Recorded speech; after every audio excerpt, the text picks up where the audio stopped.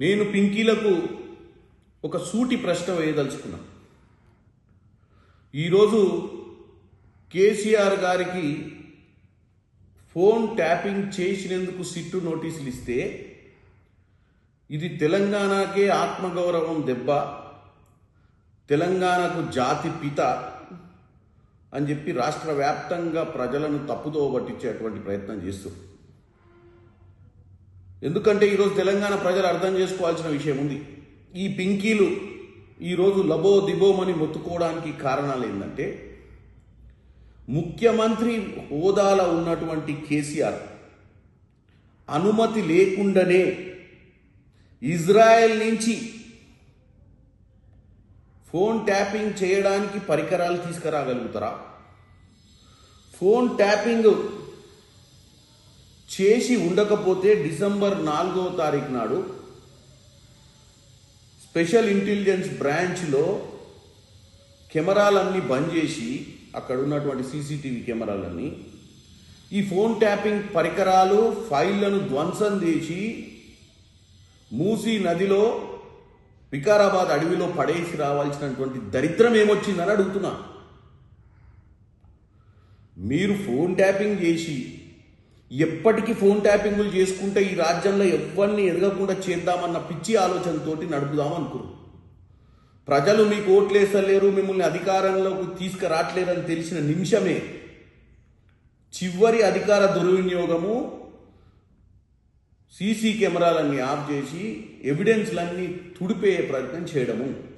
ఇప్పుడు మీకు ఆత్మగౌరవం గుర్తుకొస్తుందా? మేము చెప్పినామా ఫోన్ ట్యాపింగ్ ఎవరి చేసిరు, భార్యాభర్తలై చేసిరని చెప్పింది? తెలంగాణ సమాజంలో పౌర హక్కులు, పౌరులకు ప్రైవసీ లేకుండా అధికారుల ఫోన్లు, ప్రతిపక్ష నాయకుల ఫోన్లు, సొంత కుటుంబంలో బిడ్డ అల్లుడు ఫోన్లు కూడా ట్యాప్ చేసినటువంటి దౌర్భాగ్యమైనటువంటి అరాచక పాలన చేసిరు మీరు. ఇది మేము చెప్పలే, మీ కుటుంబంలో ఉన్న కవితనే చెప్పింది. ఇప్పుడు వచ్చి మా ఆత్మగౌరవం దెబ్బతీస్తున్నారు అని చెప్తున్నారు. ఎక్కడ ఆత్మగౌరవం మీకు? టీఆర్ఎస్ పార్టీల తెలంగాణ పదాన్ని తీసి భారతీయ రాష్ట్రీయ పార్టీ అని పెట్టుకున్నప్పుడు ఎటుపోయింది తెలంగాణ ఆత్మగౌరవము? ఇవాళ మీరు వచ్చి తెలంగాణకు మేమే జాతి పిత అని చెప్పుకుంటున్నావు. అమరవీరుల కుటుంబాలను విస్మరించినప్పుడు ఎటుపోయింది నీ ఆత్మగౌరవం? తెలంగాణలో నేను ఉద్యమకారునుకుంటా, తెలంగాణ ప్రజలకు కష్టం వస్తే ముళ్ళు గుచ్చుకుంటే పంటితోటి తీస్తా అని చెప్పినావు. ఎవరికి ముళ్ళు గుచ్చుకుంటే పంటితోటి తీసినావు? ఆంధ్రాలో పోయి ఆంధ్రాలో గదే విషయం చెప్పినావు అధికారంలోకి వచ్చినాక. అప్పుడు ఆత్మగౌరవం గుర్తుకు రాలేదా? గద్దరన్న తెలంగాణ సంస్కృతికి ఒక చిహ్నం లాంటి వ్యక్తిని గేట్ కాడ ఆపినప్పుడు నీకు ఆత్మగౌరవం గుర్తుకు రాలేదా? కోదన్ రెడ్డి సారు తెలంగాణ బిడ్డ, తెలంగాణ సాధన కోసం పనిచేసిన బిడ్డను రాత్రి అరెస్ట్ చేసి బరబరా గుంజుకొచ్చినప్పుడు గుర్తుకు రాలేదా? మహమ్మద్ అలీ మీ దాంట్లో హోమ్ మినిస్టర్ ఉంటే కూడా గేట్ దగ్గర ఆపి పై తరిమేసిన ఇంటికి వస్తే ఆ రోజు గుర్తుకు రాలేదా ఆత్మగౌరవం? బీసీ నాయకుడు ఈటల రాజేందర్ని ఏ రకంగా హింస పెట్టినావు, ఏ రకంగా మానసిక క్షోభకు గురి చేసినప్పుడు నీకు ఆత్మగౌరవం గుర్తుకు రాలేదా? నీ సొంత కొడుకు